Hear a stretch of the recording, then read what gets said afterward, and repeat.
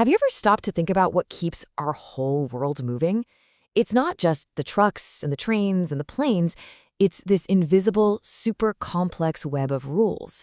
So today, we're going to pull back the curtain on the world of transportation regulations, the code that keeps everything moving safely. I mean, we've all seen this, right? You're driving down the highway and there it is, a massive 18-wheeler on the shoulder with an officer at the window. You probably wonder what's going on there. Is it just a speeding ticket or is it something bigger? Well, a lot of the time, it's all about the rules. These roadside stops are basically the front line for making sure everyone's playing by the book. A book that covers everything from how much rest a driver needs to exactly how heavy their cargo can be. So who even writes this rulebook? Well, that's the thing. It's not like there's just one giant book of rules. Instead, it's this layered system of laws that starts at the local level and goes all the way up to the federal and even international stage. You can kind of think of it like a chain of command. On a local level, you've got a provincial body, like Ontario's Ministry of Transportation, setting the rules. But the second that truck crosses a border into another province or another country, boom. Federal groups like Transport Canada or the U.S. Department of Transportation are now in charge. And this part is absolutely critical, especially for any freight going cross-border. It doesn't matter one bit where your driver's license is from. The only thing that matters is the pavement under the truck's tires. So a Canadian driver in the States follows American rules. And an American driver up in Canada, you guessed it, they've got to follow Canadian law. Okay, so what if the rules don't line up? The principle is actually really simple. The strictest rule always wins. Let's say a driver is on a route that goes through both Canada and the US. If the Canadian leg says you can only be on duty for 12 hours, but the American leg allows 14, well, tough luck. You have to stick to that stricter 12-hour limit for the entire trip. When it comes to safety, you always default to the highest standard. Now let's zoom in on one of the most important sets of rules out there, the hours of service. And this isn't about micromanaging drivers. It's all about managing the one thing that can't be engineered, the human element. It's about preventing fatigue. All right, first key number for you, 13. In Canada, south of the 60th parallel, this is the absolute limit. A driver cannot be behind the wheel for more than 13 hours in a single day. That's a hard stop. But you know, a trucker's job isn't just driving. On-duty time includes doing inspections, filling out paperwork, waiting around to get loaded or unloaded, and all of that is capped at 14 hours. It puts a firm boundary on the entire workday. And this number right here, this one is arguably the most important one for keeping all of us safe on the roads. A driver must take at least 10 hours completely off duty every single day.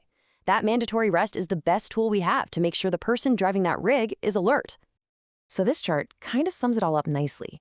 You've got a maximum of 13 hours of driving, which has to happen inside a 14-hour on-duty window. And that has to be followed by a minimum of 10 hours of rest. Every single minute is logged and can be audited, all to make sure the person piloting that 40-ton vehicle is ready for the road. Okay, so we've covered the driver's clock. Now let's talk about the truck itself. Because in the world of freight, weight isn't just a number on a scale. It's the law. So why is everyone so obsessed with weight? It's pretty simple, actually. It's to protect the roads and bridges that we all share. Our infrastructure is built to handle a specific amount of stress. Overweight trucks just chew it up way faster, which costs us all a ton in repairs and can create some pretty serious safety hazards. So how much weight are we talking about? Well, the industry standard for one of those big 5-axle tractor trailers is a mind-boggling 80,000 pounds. That's about 36,000 kilos. And that number isn't random. It's all based on physics and engineering, things like how the weight is spread over the axles. And here's something that's so important to remember. These rules are always changing. They're not set in stone. Just look at Ontario's SPIF reforms. SPIF stands for Safe, Productive, and Infrastructure Friendly. These new standards came out in 2010, and older trucks got a grace period to catch up. Well, that grace period is over now. It's the perfect example of why you can't get complacent. Being compliant yesterday doesn't mean you're compliant today. Now, we've focused a lot on trucks, but these core ideas of safety, compliance, and government oversight, they apply to every way we move freight. The same logic that runs our highways also runs our railways and airways. For example, in Canada, the skies are regulated by some pretty powerful federal laws. You've got the Aeronautics Act, the Canada Transportation Act, the Carriage by Air Act.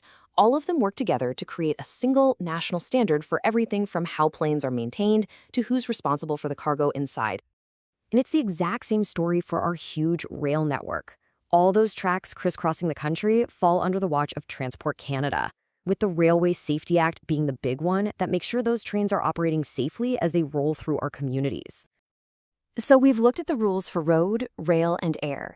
And when you step back and look at the big picture, it all points to one absolutely essential takeaway for anyone who works in logistics. The source material for this explainer just says it perfectly. You can never, ever assume the rules are the same everywhere. Before you move freight into a new province, a new state, or a new country, you have to do your homework. Checking first isn't just a good idea, it's a fundamental part of the job. Ultimately, everything we've talked about comes down to this one word: compliance. But notice that really important word in the definition: latest. This isn't a one-and-done test you pass. It's a constant process of staying up to date, checking the rules, and adapting to a landscape that is always, always changing. Which kind of brings us to a really fascinating question for the future. We just spent all this time talking about a system built for human drivers. But with self-driving trucks becoming a reality, what happens to rules like hours of service? Will we start regulating an AI's uptime or a vehicle's maintenance schedule?